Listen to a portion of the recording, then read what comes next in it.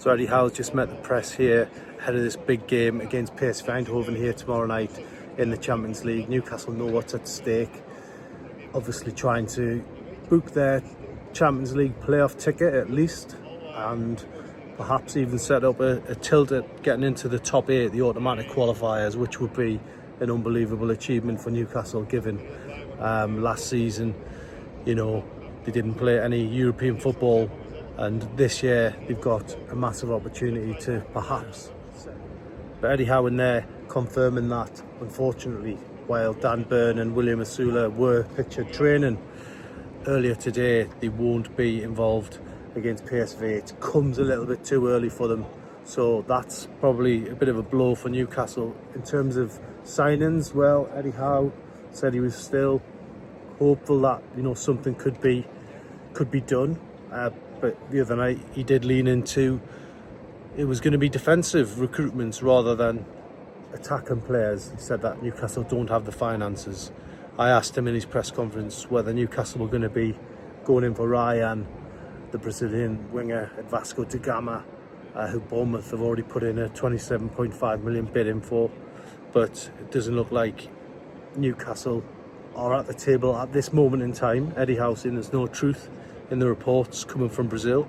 Doesn't mean that might change at some point, but at the minute Eddie Howe saying no truth in Rayan from Vasco da Gama. So that was, you know, straight talking from the boss here today. I mean, Newcastle drew the other day 0-0.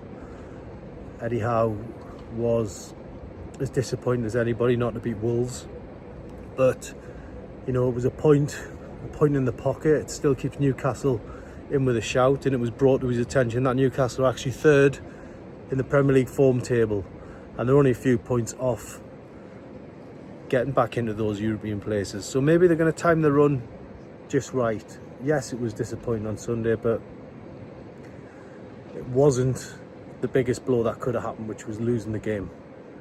Newcastle have been poor away from home this season. They actually face a PSV team who haven't lost a game away from home this season. They're 16 points clear in Holland, in the Dutch top flight, and you know, Newcastle come back to the comforts of home tomorrow evening rather, and it's going to be important for them to get back on track.